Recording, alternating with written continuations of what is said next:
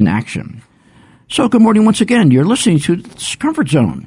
And I need to tell you at this point that the views and opinions expressed in this program are solely of those producing it and or the people appearing on the program and do not necessarily reflect the views and opinions of the Line 90.7 FM, its staff, sponsors, or the Pennsylvania State University.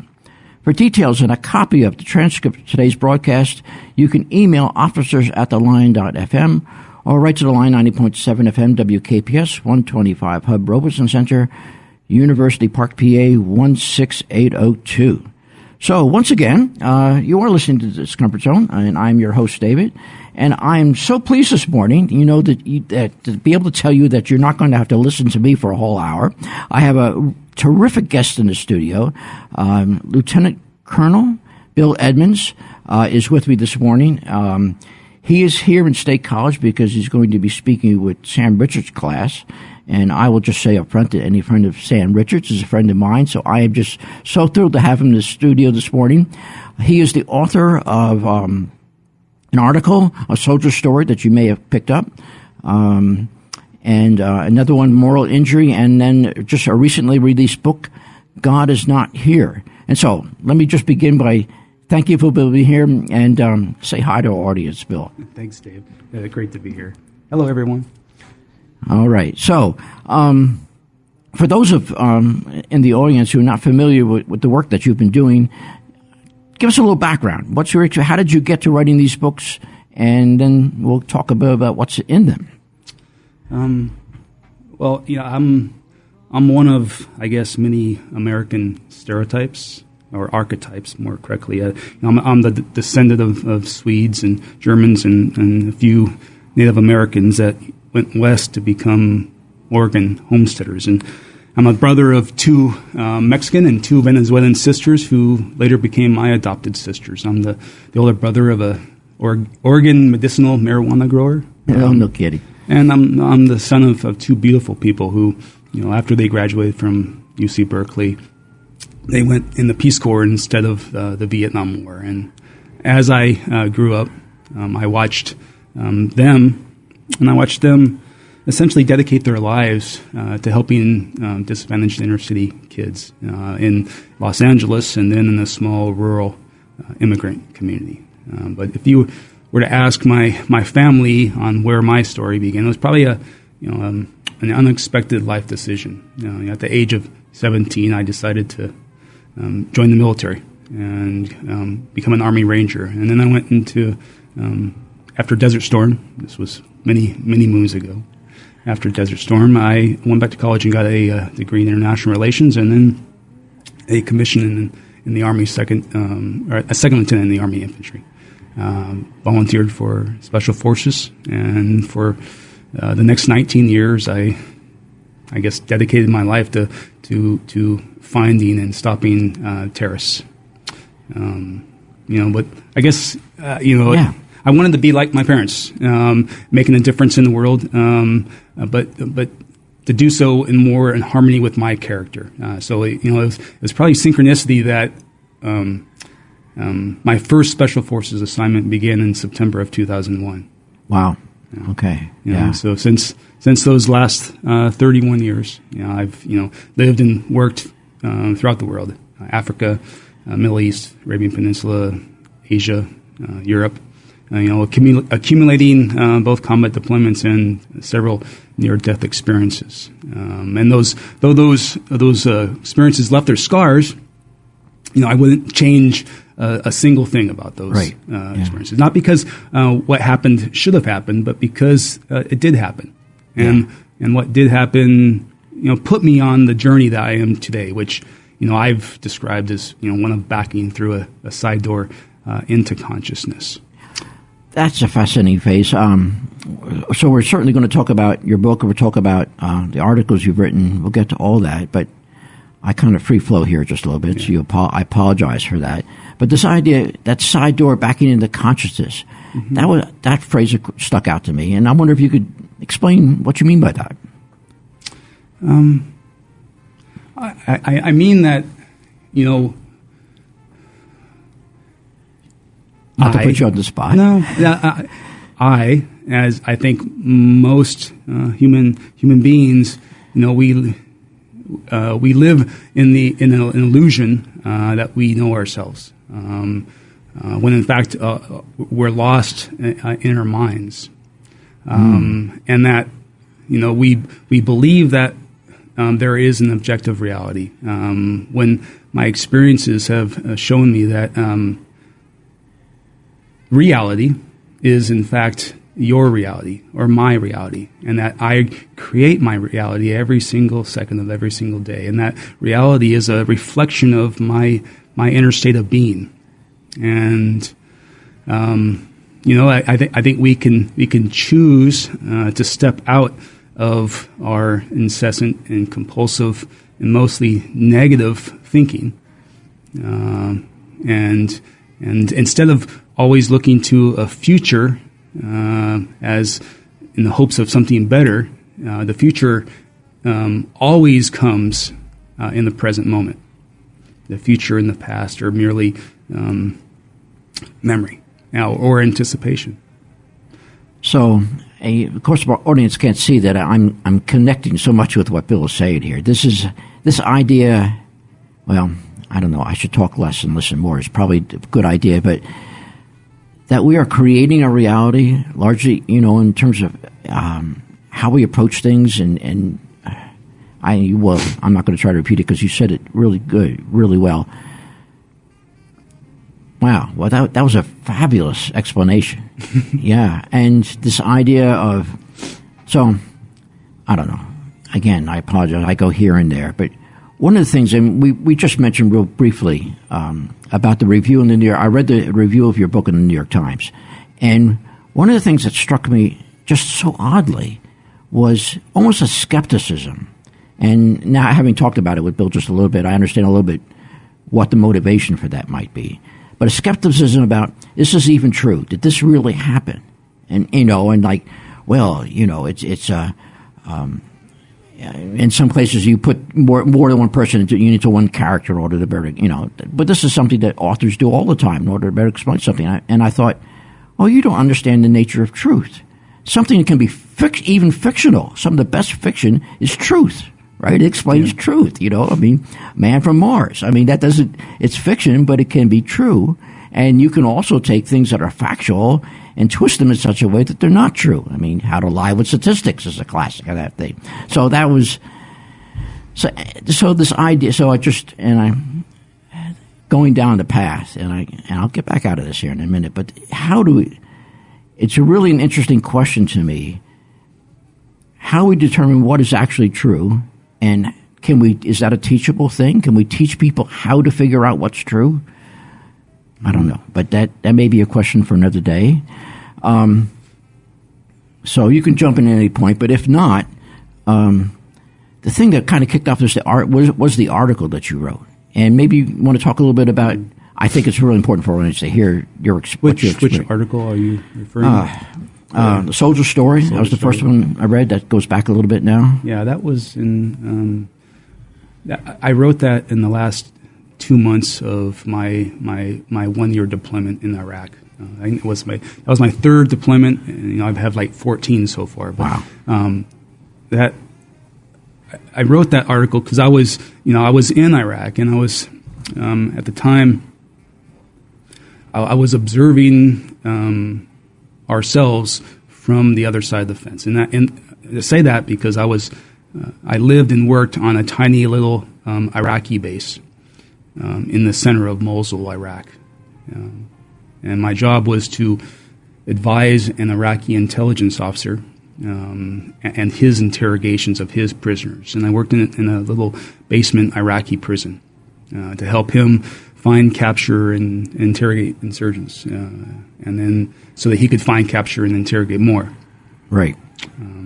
But my moral responsibility was to try to deter him from torturing his prisoners, and to abide by the Geneva Conventions, right, or at least to teach them about the Geneva Conventions. But I wanted to make a difference, and the only tool I had, because I couldn't give him orders. This was right, your advisor. Yeah, I was an advisor. The only tool I had was persuasion, but I wanted to make a difference, so I immersed myself in that reality. And as though, the weeks became months, and then the months became a year, and the dozens of prisoners became hundreds, and the hours became hundreds of hours of interrogations. Life seemed to condense and come at me in this thick and steady pour. And over time, every name became a face, and every face, be that face, angel or devil, face seemed to condemn me to moral failure, because it seemed as if every decision, every choice, always resulted in the opposite of every good intention. So I came back from Iraq after a year, and there was no visible wounds, but I was different on the inside. I just didn't know it at the time. So I locked away those memories, and I focused my energies on creating a new life, a new family, a wife, and but underneath those beautiful things for 5 years, I now realize I was still living inside of that basement Iraqi prison. Right. And memories of war just don't fade away. When you leave them alone, they come alive, and they seep and reach through time with these searching and grasping claws. And if you deny your those memories, they can consume. And that's essentially what happened to me. You talked. Was one comment you made about talking to your grandfather? When he was close to passing, and how he kept his experience in World War II. He never. And this was very typical. No one ever talked about that when they came home, and yet here it was, probably 50 years after he'd been in the war. It's still a central part of his experience, and what he's carrying around about that. And I don't. Yeah. Well, to be human is to suffer both good and bad. We are both feel joy in life, but we will, all of us, at some point or another, experience some loss in some form. And over life, that loss will often be immense to very small, like, a test, an F on the test, or all the way to, the loss of your own life, or any loss of your family and everything you have. And those losses have a psychological impact. When you attach your mind to some external thing and derive meaning from that, life will always take that meaning away. Impermanence is a fundamental nature, an entropy. Sure, yeah. And both with the outgoing and the ingoing. And eventually you'll experience loss. But war, is like immersing yourself in the crucible of human condition, and it's compressed.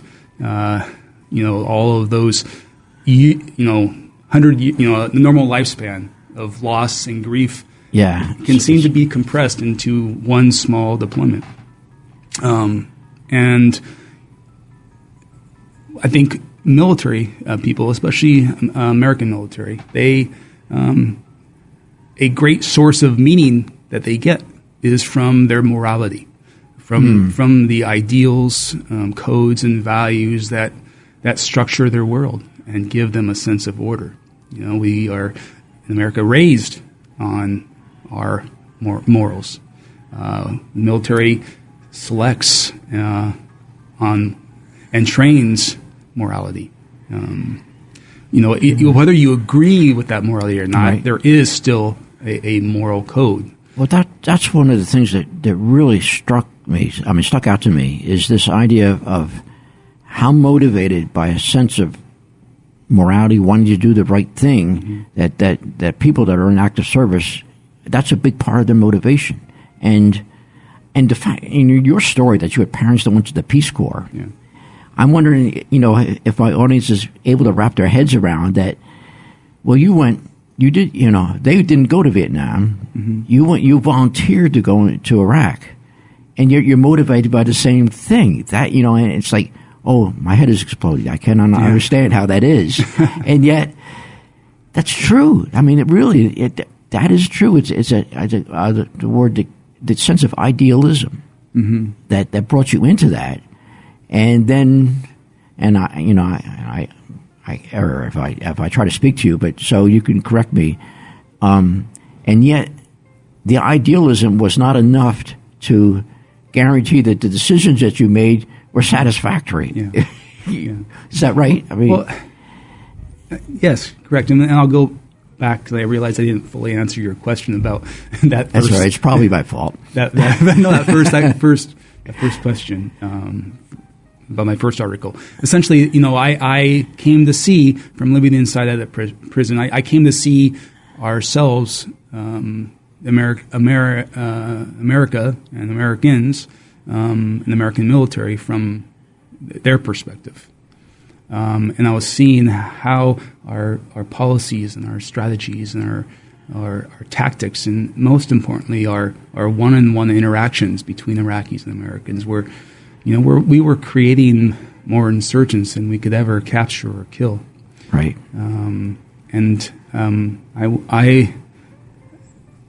I wanted to, I guess, I had something to say, and I needed to get it out. Yeah. And so I did. And when I did that, I thought, that was the end of my career back then. Because back then, it was almost tantamount to, betrayal. Right. To criticize in such harsh ways. But I was amazed by the positive reception, both from within the military and from veterans. All of the many other people who have served their country in other war zones around the world, and done so by interacting with the local population and not seeing the local population as the enemy. I was pleasantly surprised with the reception of the article. But when I look back on that article, you can, I can see the signs of moral injury that I hadn't yet come to terms with, underlying all of the sentences. I guess at the time, the voice I had could only talk about that aspect of my experience and not some of the more deeper things. So this idea, and we can get started on this. I thought that's a very interesting idea to me. Of course, everyone is familiar with how the experience affects veterans, and so many come back with PTSD, but this is different. You're making a distinction here between what we think we know about PTSD and what you're calling moral injury. Yeah. So this is a very interesting concept. And moral injury, it started primarily the term moral injury became more popularized by I guess within the community. A very famous book called Achilles in Vietnam by the doctor and psychologist Jonathan Shea, where he was seen with his work with Veterans Administration, I believe it was in Boston, that there was something other than PTSD that could explain. You see,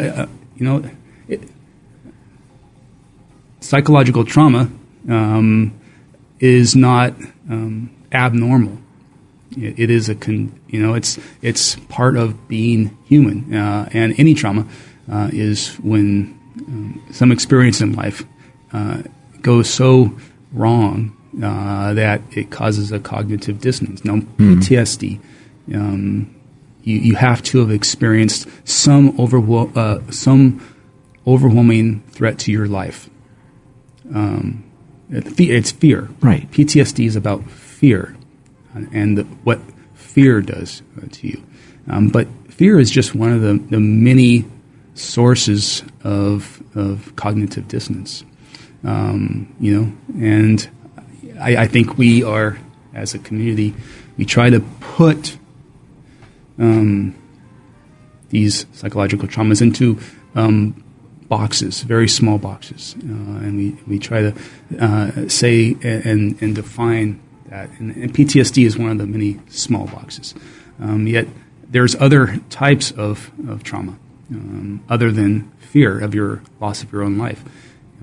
Moral injury, there's many different conceptualizations of it. Essentially, I believe that human beings, from the moment we're born, and the moment we become self-aware, we, right or wrong, derive meaning from external conditions, from external things, whether that be, as a small child, whether that be, nowadays an iPad, right. or all the way to a job or a function in life, a role, a parent, a mother, a father, a car, your body, how you look. And one of the most profound sources of meaning is human morality, and how morality, our inner sense of right and wrong, how that is the fuel, our empathy and compassion are the fuel for the basis, the source of and basis for our morality, and how morality gives us, whether we know it or not, it gives us a sense, it gives us meaning. Right. And when the world doesn't act or happen according to your morality, it can be taken away. Literally, morality, I think, is a person's morality becomes conditioned in the brain, and when a situation is contrary to what your expectations are, that gap can become a chasm, and it actually does literally feel like you're losing a limb, or multiple limbs. Say that again. It can feel when you lose the sense of order that morality provides you. It makes you feel like you can, like, literally you have lost a limb. I got you. A limb. Yeah. It is a physical pain that your brain inflicts on your body because it's resisting. It's not only resisting. It's denying what has already happened, and it's saying, "I don't want this to have happened." So unconsciously, it's inflicting your body with just immense negative energy, and that can have tremendous impacts, not only how you view, but also how you interact with the world. And a new story. And when you lose meaning, the world can become no longer meaningful. Other people can become no longer benevolent, and the self, especially the self, can become suddenly unworthy. Yeah. So okay. Well, thank you. So, believe it or not, we've made it through the first half hour here. So we have some of the bottom of the hour, the stuff that we have to do. So don't touch that dial, so to speak. I'm speaking here with Lieutenant Colonel Bill Edmonds, and who is on campus here and for the day, and we'll speak in the Sam Richards class this afternoon. This is great. I'm really thank you so much, Bill. We'll be back in just a few minutes. And welcome back, State College. Once again, you're listening to Discomfort Zone. I'm your host, David, and I'm speaking here with Lieutenant Colonel Bill Edmonds. I'm just so thrilled to have him in the studio here today. I've meant to mention before the break that if you have a question for Bill, that you can call in. It's a call-in show, 814-865-9577. It's 865-WKPS. And as I usually mention, if you have missed any part of the show and you're just tuning in, and this is a keeper, I think, I upload all my shows to sites.psu.edu/Hutch. That's HUTCH 153. And so I will get to that later today, and you can listen again if you missed any part of this. So again, once again, Bill, thank you so much for being here. My pleasure. You just recently wrote a book, Soldier's Story. I have that right? Yeah, No. God is not here. I read my own notes. That was 5 years ago, though, so it's not that okay. recent. Not that recent. Okay. Well, new to us, I suppose. Yeah. If you wouldn't mind talking a little bit about that. And okay. My first question was, why the title? Where did that come from? Okay.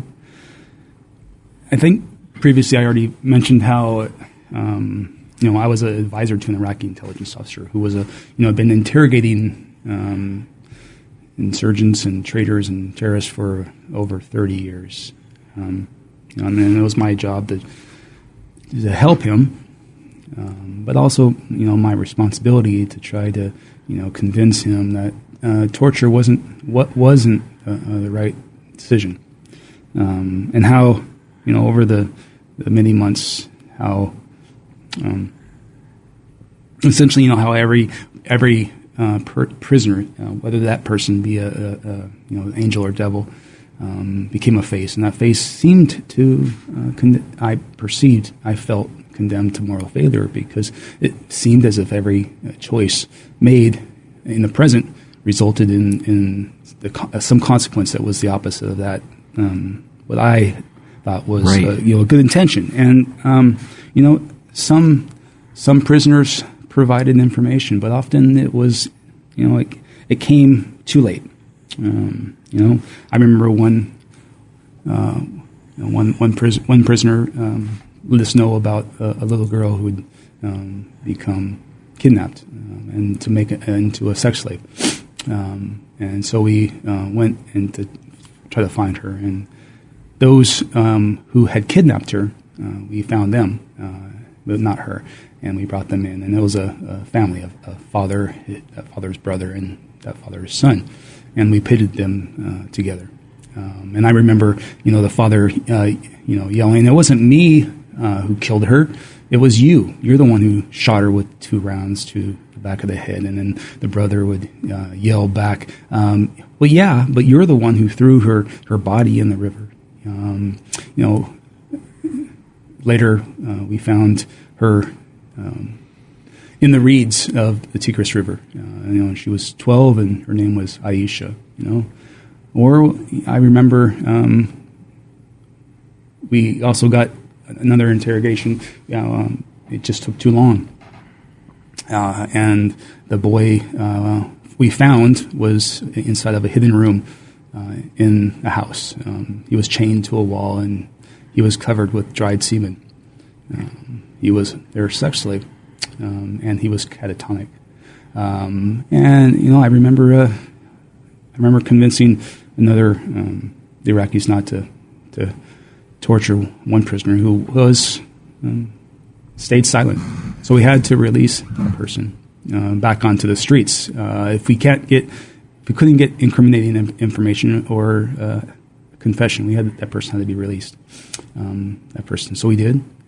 Several months later, the Iraqi army had captured him again and brought him right back to our prison. But this time, he was captured with the videotapes of the 10 executions that he had gone on to commit.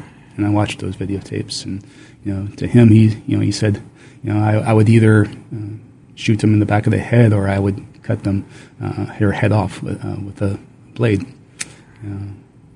And I asked him why, what were their names? And he said, I don't know. I was just paid $50 per person.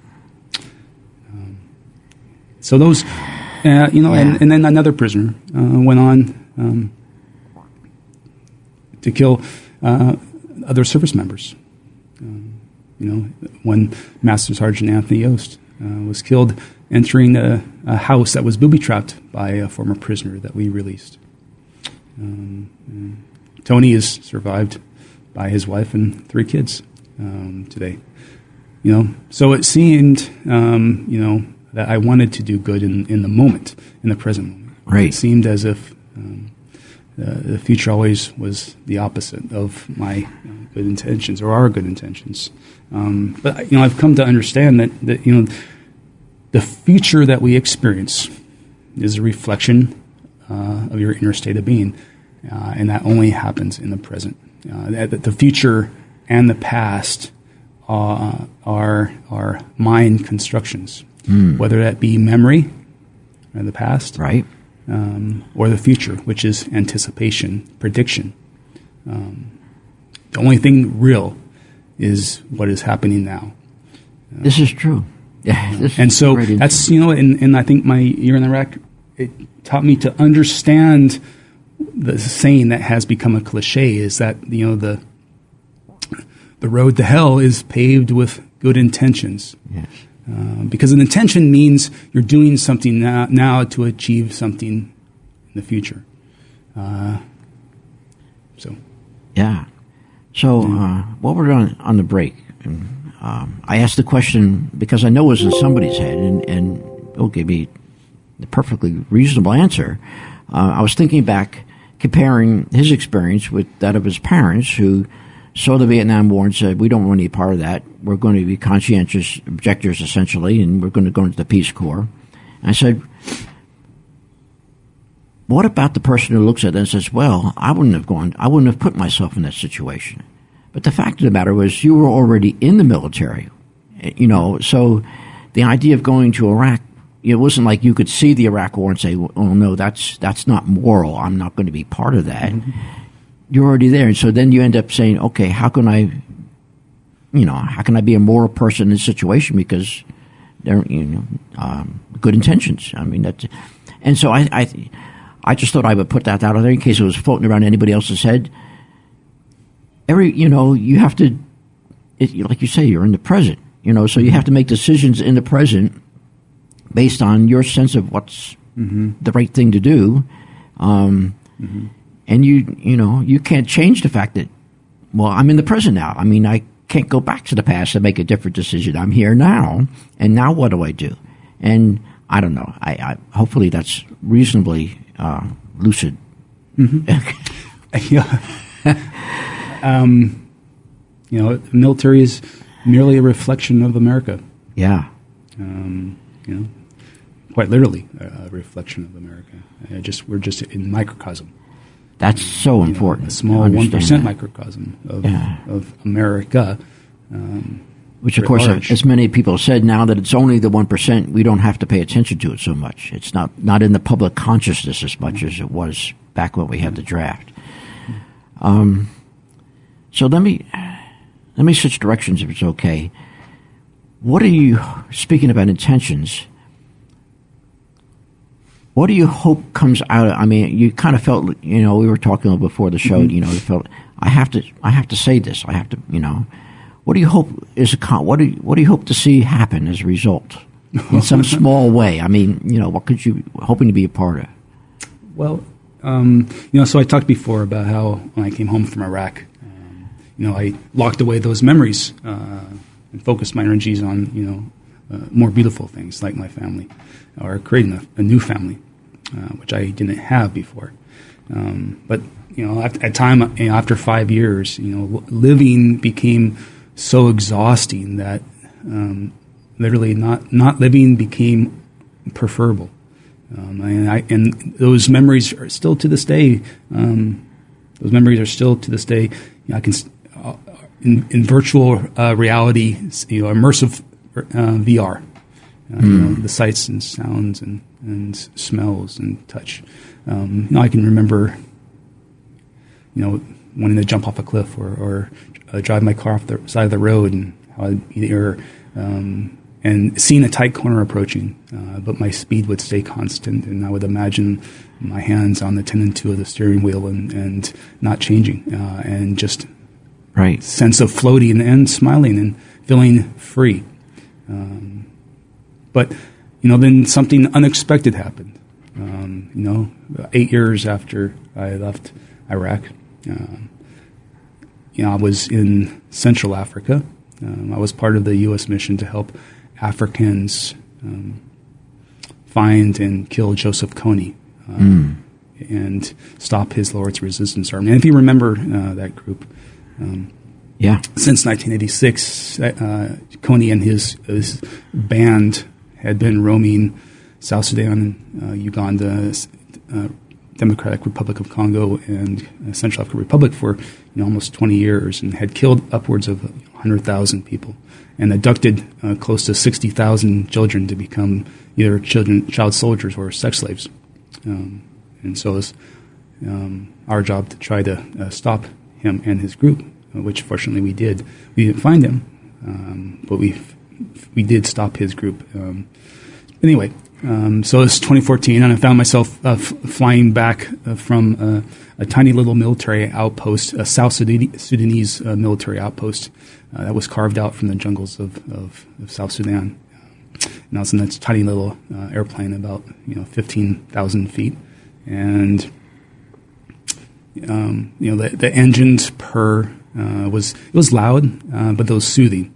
And all of a sudden, the spin of the propeller started to slow and then stopped. And I looked out the other side of the airplane and saw the other propeller, and I started to count, and I got to 13, and that propeller stopped. And then I remember falling back into my seat and hearing the air, whispering over the fuselage, and the silent. It was tranquil. It was like, soaring on warm thermals. But then I suddenly realized that the plane was no longer working, and that we were falling. And so I looked out the side, and I looked down, and there was, thousands of square miles of a sea of green, an endless triple canopy jungle without any roads. Essentially, when you confront death, and that death is sudden and unexpected and imminent, mostly your mind stops because your body intelligence takes over, and it forces you to focus no longer in the past or future. It focuses, which is the normal existence for most humans. Right. Because if you don't focus on the present, you'll die. However, in that airplane, there was nothing that I could do. And so I had time to contemplate the prescience of death that was coming. But despite what most people think, when you have time to contemplate death, and that is very near, and you have knowledge of it coming, your own life is not usually what people think of. Because what you're thinking of is what the loss of your life means. Right. And the loss of your life means everything that has become important to you over the course of your life. The meaning that allows you to keep on breathing will die with you. And so my world focused down onto a single point of light, which was my family, and how in a few seconds, when the plane strikes the trees, they would be dying as well. And that prescience, moved from my mind into every one of the 40 trillion cells that comprise this consciousness, and blossomed not into agony, surprisingly. It blossomed into a vibrant aliveness and an absolute peace that can only be described as beyond understanding. And I experienced that. But even more important than I guess, more profound than that experience of feeling was my feeling of oneness. I could literally sense the world around me and my connection to it, from the trees below me to the seat in front of me to the other passengers who were sitting around, 3 other passengers who were sitting around me silently, or even to the 2 pilots who were screaming crash landing. I felt connected to the world, and I realized that I am energy. You are energy. We are energy beings, and we're connected to not only to each other, but to every other living and non-living thing. And when we feel that connection, and that knowing is a felt experience, and we live our life having that feeling that something amazing happens, and that we're born with 2 miracles, I believe. Charles Darwin said that, of all the differences that make humans, and I'll paraphrase, all the differences that make humans unique, the most important difference from us and the lower animals is our moral sense or conscience. And when we feel separate, when we believe in the illusion of separateness, we can artificially attenuate and apply with bias our empathy and compassion, which should be two limitless, capacities and abilities. But when we feel unconnected, we draw a conceptual circle around our feet, and those that we allow conceptually inside that circle get the full measure of these two miracles, and those outside get some portion or even none at all. And if you look back in human history, 5,600 years of recorded misery and atrocity. You can hop, skip, and jump from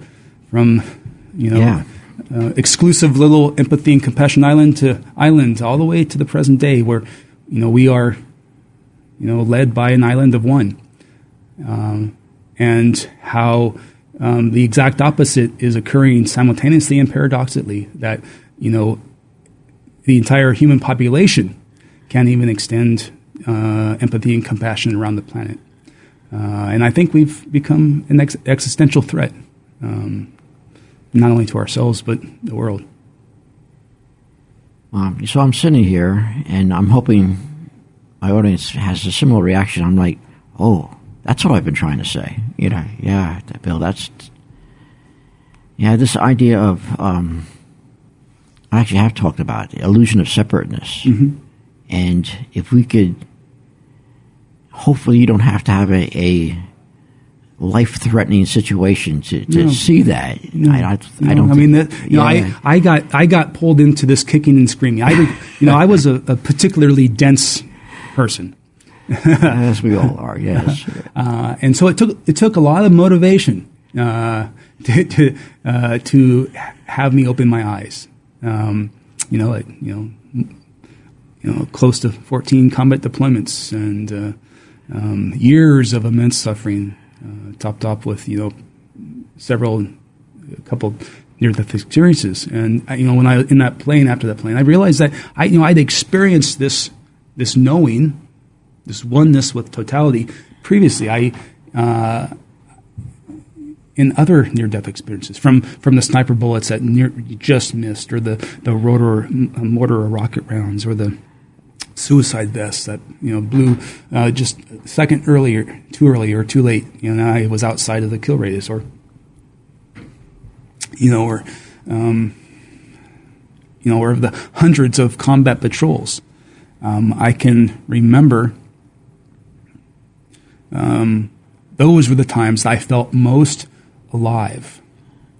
And I thought, now I understand why. It's because at those times were the times that my mind slowed down and I became still. And that from underneath that stillness, I experienced who I truly am. Underneath the obscuration of our thinking, we are beings,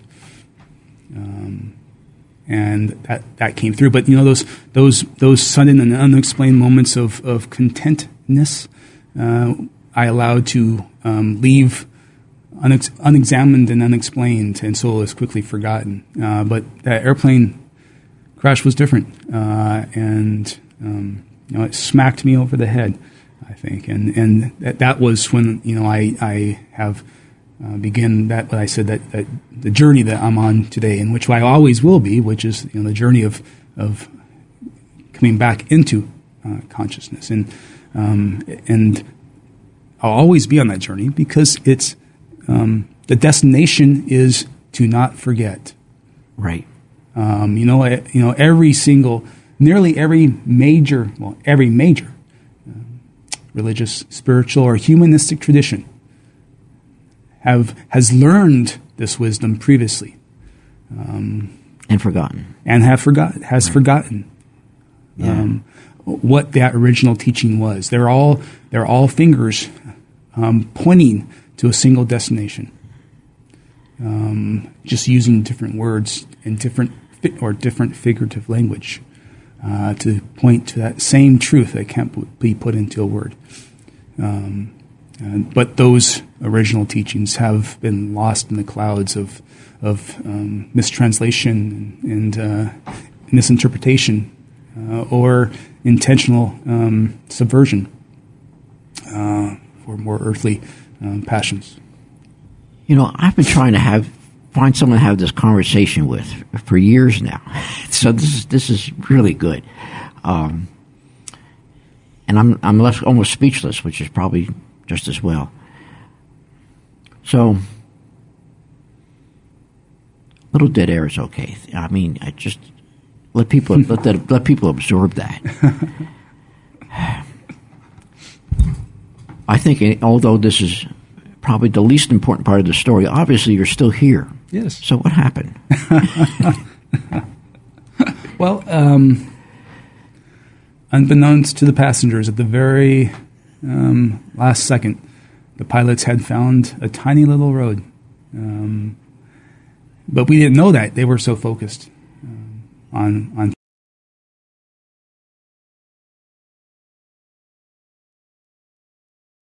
doing the job. Yeah, they're so focused on flying that they forgot to mention that to us. So I remember looking out the window and literally seeing the leaves go by the sides of the window and thinking that this is it. Yeah. I remember closing my eyes and feeling a crash, and realizing that, and looking, opening my eyes and looking out the front windows of the cockpit. I mean, it's a tiny little airplane, but because you could just I was literally like 2 feet behind the pilots and looking out and seeing that a huge or a big truck coming right at us, and then hopping over the truck and clipping a tree and hitting back on the road, and then screeching to a halt, and realizing that this in the 100,000 square miles of a nearly roadless triple canopy, one of the most remote areas of Africa, I think, if not the most remote area, we find this road, and not just the road, the perfect road that was just wide enough, just long enough, and just straight enough, to fit. And I remember getting out and looking, and the wingtips were, on the right hand side, it was a cliff to the right and going up, and a cliff to the left going down. And the wingtips were probably about a foot away from the side of the cliff on the right, and about the tires were just right to the edge of the cliff on the left. So talking to the investigators of the accident later on, they said, based upon it was like, a 0.001% chance of survival. But I would never change a single thing about that or anything else in life. Right. I hear that. There's a beautiful saying, and I'm not sure where it comes from, but it said that, the snow falls and every flake in its right place. Yeah. And it's not that the snow is choosing to fall. It's that I am viewing the snow as falling exactly where it should have fallen. And that makes all the difference in the world. When I view what is happening and I don't mind what happens.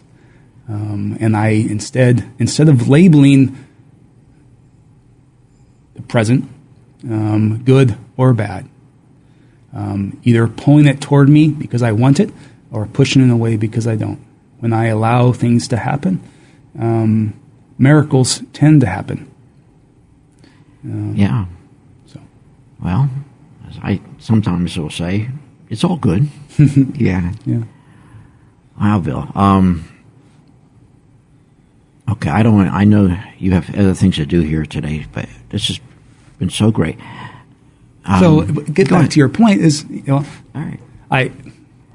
When the time comes right for every single person, as it always will, because life will always give you a second chance. When the time comes right, there'll be no greater reward than someone learning from my mistakes and discovering what I discovered, who they truly are, sooner than I, and especially with much less kicking and screaming. So I guess that's my motivation. Got it. That's wow. So I'm probably in error in doing this, but again, I would just want people. So go back. You can go and find this. That you'll be able to find the podcast of this later today. And I'll mention this one more time. sites.psu.edu/Hutch HUTCH153. It's worth listening to again, I'm sure. And maybe this is not a fair question. What could the military learn from this? Is there anything we could do? I mean, we the people, decide what kind of direction our institutions go. Mm-hmm. Is there anything we should do differently? Anything that jumps out that we could? Let me think. I mean, if I to put into a single tweet over the radio, okay, I had to. I would probably, from the moment that we enlist young Americans into the military, teach them that war is filled, that even though you might be an extremely moral person, the world doesn't care. And that life will inevitably violate your morality, whether that be the world, other people, or yourself. And that can be expected, because I think we teach young people rigid morality, and that's not how war unfolds. Right. I think we need to teach resilience. I think, and that when the meaning of morality is ripped away from a young person's life, as I said before, there's two natural responses. Either you fight life and you resist, and you unconsciously believe that every fist that you're throwing is somehow going to change what has already happened, when in fact all you're doing is each fist is hitting yourself, and doing so with greater intensity. So you can either resist, or you can acknowledge what has already happened. When you resist, a lot of times, where there was morality, there becomes nothing, no source of meaning, and in that space is like visualizing the vacuum of space, and you're instinctually want to grasp onto some form of new meaning where morality has escaped. All right. Well, I have to do one of these things where I have to ask you to hold that thought. Please. We're going to take a short break here. We'll be back in just a couple of minutes. You've been listening to the Discomfort Zone on WKPS, The Line, 90.7 FM. And once again, for a little while anyway, I have in the studio with me Lieutenant Colonel Bill Edmonds.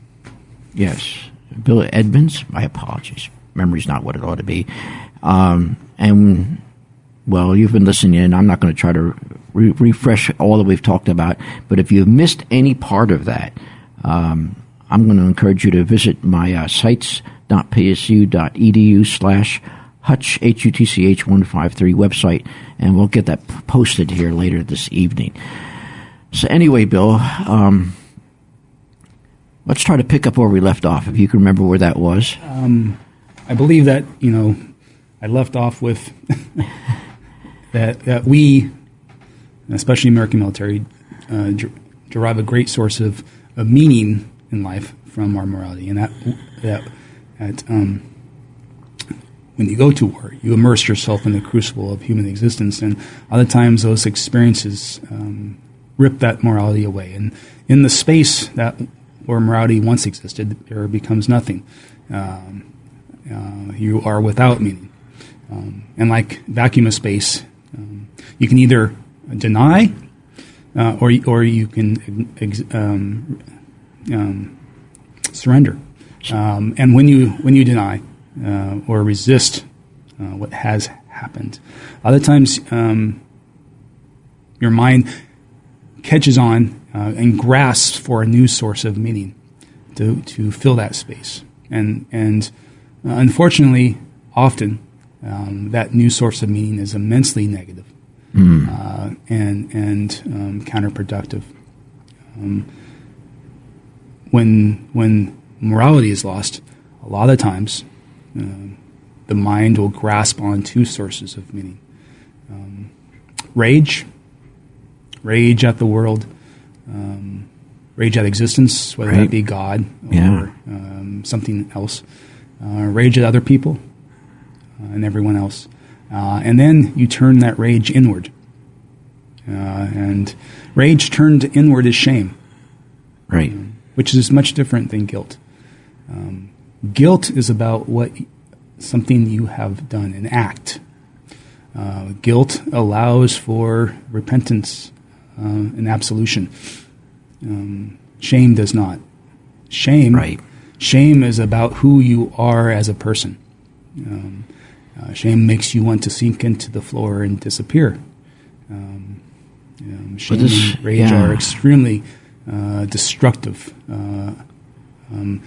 New sources of meaning that are unconsciously grasped, that fill that space where morality once existed. But once you can get a person to understand that all the pain that they're feeling isn't something that exists out there and is coming in here. All of it,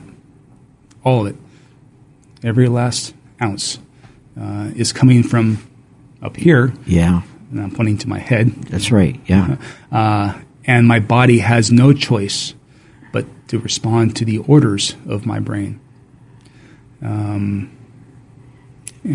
once you understand that, you understand the mechanics or the structure and therefore the function of the brain. You can move beyond that illusion, which is suffering. So you were talking earlier about how many of the traditions that we've had, there were people that had it right, and we've kind of lost track of what they had. This idea, this concept of how, and I'm speaking from someone who doesn't know entirely what he's talking about, but kind of the concept, the idea that we have in Buddhism of being, able to tune out the negative things, that basically you're creating your own reality in, in how you think about things. And we've pretty much, like you said, most people, certainly, I can't, it's like, of course I react this way. The world is making me react this way. And no, it's your choice in terms of how your brain interprets that information. Mm-hmm. How you experience it is entirely up to you. And this is as in this age, is a really radical idea. One of those things, wow, finally I get to talk about that. That's great. Let me ask you a question. I'm trying to put myself in the mind of our listeners. We've talked a lot. You've talked about a lot this morning about morality. What's your definition of that? I wonder if people I have a feeling that people get stuck on the word, like morality's become a bad thing in some way. Well, morality is merely, the codes values and ideals that structure your life, on how the world, other people, and yourself should or should not act or behave or interact. It's what occurs when it's built. I guess I'll start from the beginning. We come into this world with two amazing miracles. The abilities and propensity. As I said before, I can quite literally imagine another things, whether that be a rock, a worm, a dog, a human, or a planet. I can imagine that other consciousness experience, and I can step into that world. And when I do, I can perceive what they are thinking and feeling, and reproduce that in myself. And when I sense harm being done, I have this deep inner drive to respond, to lessen that harm and suffering, because I'm born able to feel and wanting to alleviate suffering, because another thing's suffering can become my own. That is empathy and compassion. Right, absolutely. And these two inner ability and propensity or inclination, this is the source and basis for morality. This is what allows us to, when the world comes into my eyes and nose and ear and mouth and touch, and I sense the world around me. My brain labels every sensory,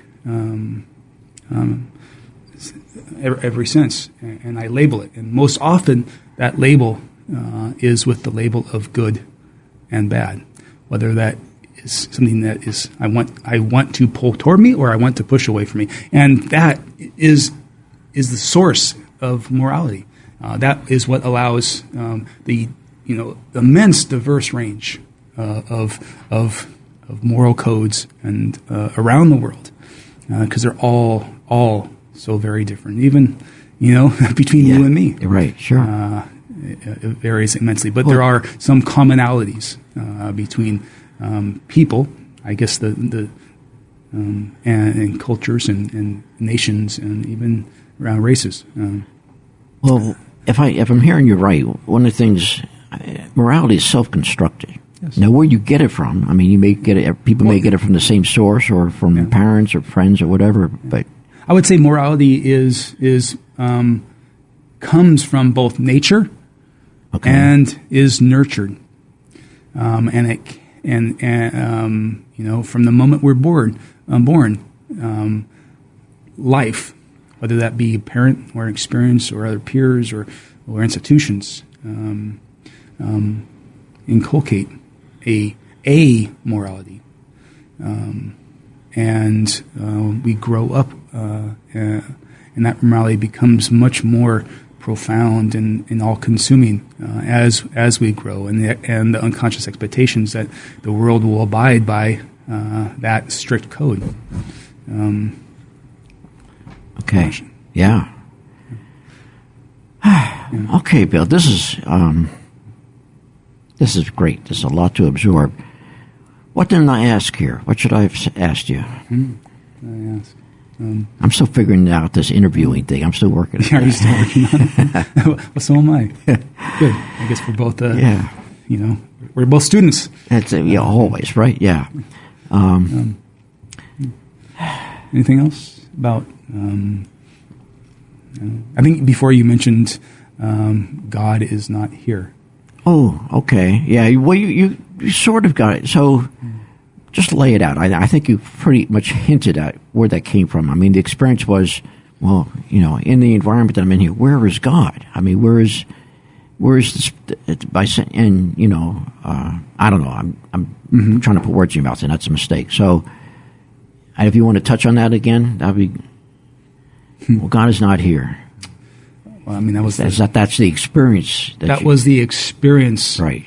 You know, if you want to summarize, that's what it felt like. The book is trying to convey the felt experience of my experience in war, and how that experience impacted me and my family and those around me, and how over time, because of a small community of altruistic, empathetic, and compassionate people, they allowed me to. There's a saying, I guess. It's that, the memories that you can embrace, you can process, and what you process, you can transform, and what you can transform no longer haunts you. Right. And I guess they allowed that safe place for me to embrace my experiences. There you are. To process my experiences, and to therefore transform my experience. In Iraq, I guess, if we consider a person and all that gives them purpose in life, and you pull back the layers, from the identity that you get from morality, or the identity from a job, or identity from a partner in life, or your source of meaning that you get from more superficial things like car or body or intellect.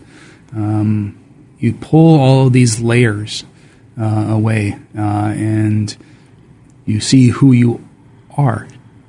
I am not any of those things. Right. There is just I am, and I am is the same as you are.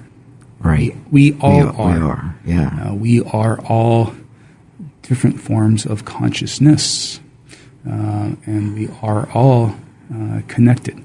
It just happens that human beings are perhaps the most complex form of consciousness that in the universe, or at least I'm aware of in the universe.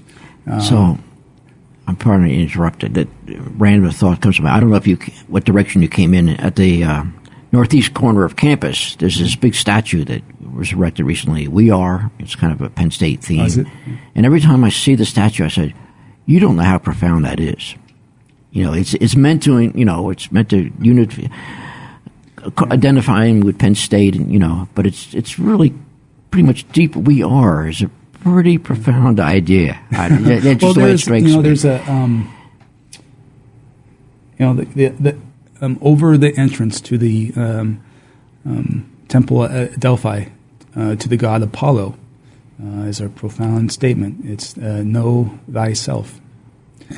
I think most people who went in there to find themselves didn't truly understand the profundity of that statement, because you cannot find thyself in something else. Underneath. Have you been there? No, I haven't. So some years back, I went there and had wonderful explanation by the tour guide, talking how people would come, with great effort to get to the Delphi, and looking for answers to some profound question, and the answer they get would always be vague and hard to, like, what exactly do you mean by that? Nothing concrete. And her explanation was, that was my intent. Don't come here looking for an answer. You have the answer. Go figure it out. And so they would give these vague things, pushing people away to say, no, the answer is within you. Which I thought was really clever. But yeah. Anyway. So I think go back to your question, is that if you want to read my book, you look at it as a guide to dysfunction. Okay. Or dysfunctional living. What not to do. It's my own version of living unwisely for dummies. Yeah. Well, most of us take pretty long time to get to. Yeah. And in Iraq, I could not sense God. And I don't see God as a being. I see God as being, which is a profound difference. And that all religious, even though they don't know it, religious, spiritual, humanistic traditions point to that same truth, that there is being and not a being, and that they were less concerned about trying to define a omnipotent and omnipresent entity, and more concerned about teaching you and about your inner state of being and living wisely in the world. And the world being what is happening right now, not something different, I guess.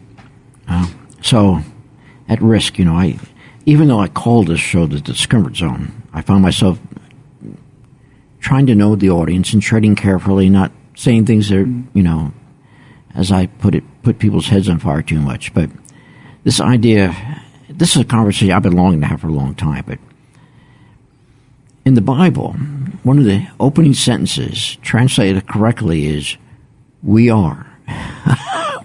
we are that we are. It's it's mistranslated into the singular.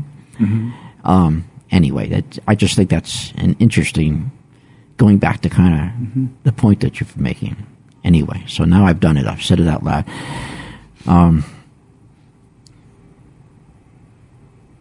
I'd love to. This is a conversation. I'm just going to have to, absorb it a bit. Yeah. My general theme is to quit while I'm ahead, or at least try to do that. So I hope our listeners have enjoyed this. I certainly have. I'm going to give it one more shot if there's anything. And again, if there's someone, this is your last chance here. If you want to call in with a question, you can reach us here at 814-865-9577. That's 865 WKPS. All right, we've got to call it quits at some point. Okay. What's your parting shot, Bill? My parting shot. Wow. I would encourage everyone to realize that they are not their minds. That you are not what you're smelling. You are that which can smell. You are not what you're seeing. Right. You are that which can see. You're not what you're hearing. You are that which can hear. And you are not what your brain is thinking. You are that which can think. And when that becomes part of your daily life, your world transforms.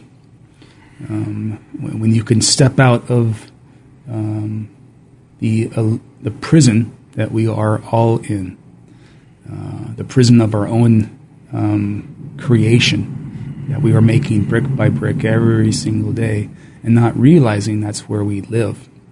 When we can step out of that, the world transforms, and our full potential can be realized. That sounds good to me. Thank you. It's been an honor. Lieutenant Colonel Bill Edmonds, it's been a real pleasure having you. I'm so glad that you, at this moment's notice, that you stepped in to do this. My pleasure. I hope you had half as much fun as I did. Thank you. And if you're ever in the neighborhood, feel free to stop in again. I will. And maybe I'll step into Sam's class today. I just might have to do that. Okay.